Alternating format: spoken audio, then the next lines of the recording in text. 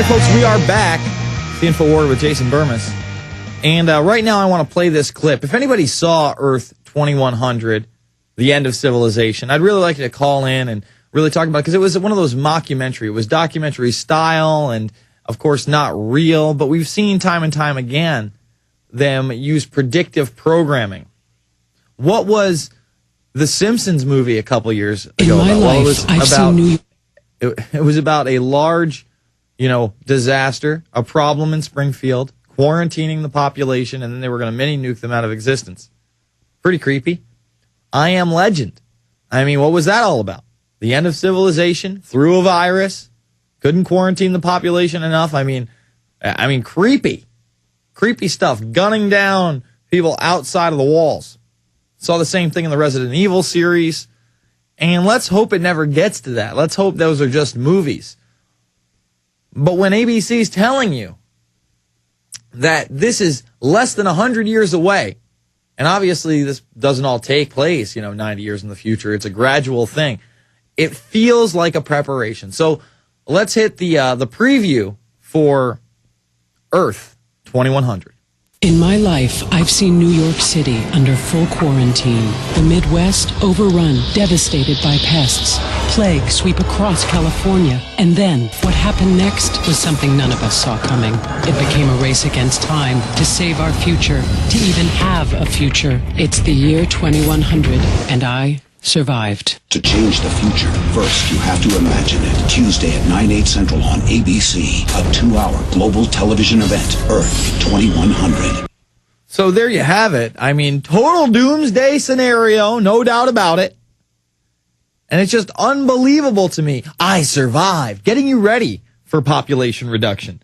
And they just had this meeting, and when I say they, I'm talking Oprah, I'm talking Gates, talking Warren Buffett. And again, Gates, let's talk about Gates. Microsoft has a huge fund that goes out to African vaccinations. I had that story sometime earlier in the week, and I never covered it. I really should have. But the Bill and Melinda Gates Foundation is all over the world of eugenics. And now they have a new controller. Remember the great new controller for Xbox, Project Natal. Literally bringing in a biometric device into your home, into your living room, that can scan you with facial recognition and hear you with voice recognition. In fact, later on, we may play that clip as well. This is off the Times Online. What's this, 1 week old, a little over a week? Billionaire Club in bid to curb overpopulation. America's richest people meet to discuss ways of tackling a disastrous environmental, social, and industrial threat. We're the threat. Do you understand? People are the threat. Humanity is the threat. Some of America's leading billionaires have met secretly to consider how their wealth could be used to slow the growth of the world's population and speed up improvements in health and education. See, they always spin it at the end. Oh, we're going to speed up improvements in health and education. We just got to slow that population down. Well, how are you going to do that without killing people? Without literally castrating men? Sterilizing the populace? The philanthropists, philanthropists, remember, they love us. Philanthropists, they give us so much. Who attended a summit convened on the initiative of Bill Gates, the Microsoft co-founder, discussed joining forces to overcome political and religious obstacles to change. Described as a good club by one insider, it included David Rockefeller Jr., the patriarch of America's wealthiest dynasty. And remember, they make it out to be Gates as the leader of this, because Gates, he's the richest man in the world. The Rockefeller family has so much more wealth. David Rockefeller wields so much more power than Bill Gates. Warren Buffett, I think they say he's number 2. He's on here. And George Soros, the financiers. Michael Bloomberg, the mayor of New York. And the media moguls Ted Turner and Oprah Winfrey.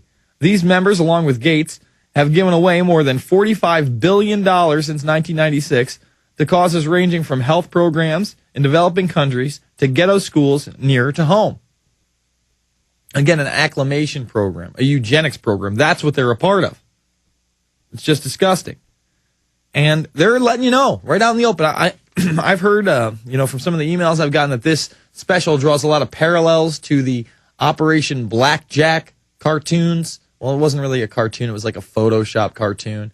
That was in the Telegraph, that 5-part series, I believe it was either 5 or 6. I think it actually may have been 6. We covered parts 5 and 6 here on the Infowarrior. Go check it out on YouTube. It's in the archives. Unbelievable stuff.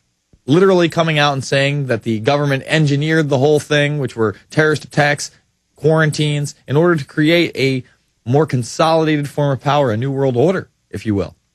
Showing you pictures of the Amero, then mixing that in with, Johnny Nonsense, Area 51 stuff. It was very bizarre, showing you the tents out in Denver, and this is where the makeshift government was going to have its bases. Those theories, I guess, are on the internet already. But it admittedly does have, underground facilities beneath the airport. That's there, and it does have one of the creepiest. You know what? Pull up the Denver Airport creepy horse. Just Google Denver Airport, and once you see the creepy horse, I want people to. It looks like something off the cover of Iron Maiden album. People need to see it over at prisonplanet.tv. All right, let's take some calls. Let's go to Jeff in California. Jeff, you're on the line. Jason, how's it going? All right. Man, those power elites, they just love their eugenics, huh? Yeah, apparently they do. Again, we were getting calls about this last night. I was trying to tape it while I was on the show, but we don't get ABC. So I'm hoping someone out there. No, I don't want that. That's a painting in there, guys. There's an actual statue of a horse. It's the outside. Just type in outside of Denver Airport. It's creepy as hell.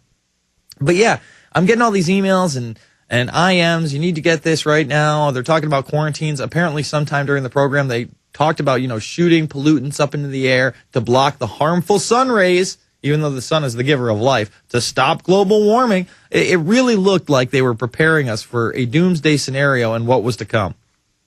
Wow, I noticed that was on. I should have taped it, but I kind of glanced at it and then I got sidetracked. Wish I had, but it actually gives me a thought. This plane crash, this Air France plane that went down.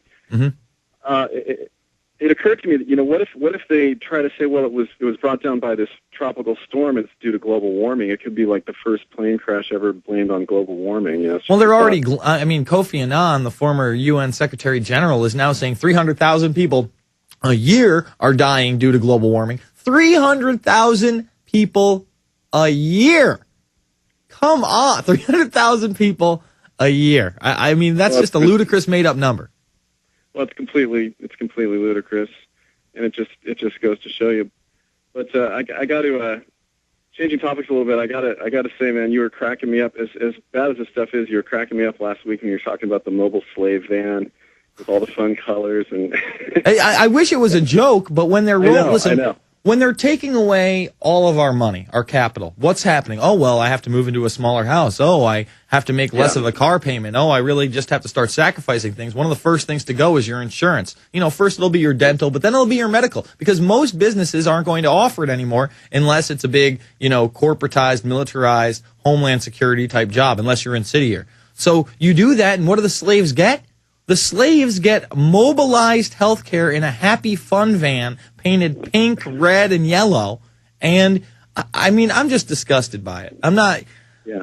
I know. It's beyond really words. Not funny, but... It's not really funny, not and funny. people are accepting. That's what the most disgusting part is. Instead of being all up in arms like this is happening, and we need to march on Capitol Hill, and we need to say no to these bailouts, and we have to hold these people accountable. Before the show, I'm watching Bernanke in another House hearing, just saying, oh, well, I can't tell you that. Oh, you are privy to know that, and I think that's on paper, but I can't discuss it here. Who took the TARP money? That's out there, but that's in closed hearing, so we're not going to talk about it. We don't hold anybody accountable. We wonder why this is happening. And there is no accountability. And that actually gets to another topic that I wanted to touch on.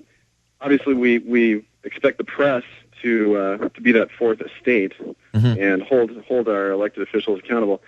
And if some of this stuff's like right out in the open, like for instance, David Gregory. If you look at David Gregory's Wikipedia profile, some interesting things about him. Obviously, he had that interview with the president of Pakistan, where the president of Pakistan basically said that Al Qaeda was created by the CIA, and Gregory let it slide. What he said was his wife and him were well aware that Osama bin Laden was our boy. He was an asset of the CIA. Oh yeah, yeah, but it doesn't exist because Sean Hannity says it's not real. Sean Hannity knows more than the president of Pakistan. And if you look at David Gregory's profile, there's some interesting things. You've got his cozy relationship with the Bush administration, Karl Rove, and then also his wife was a former Army intelligence officer and a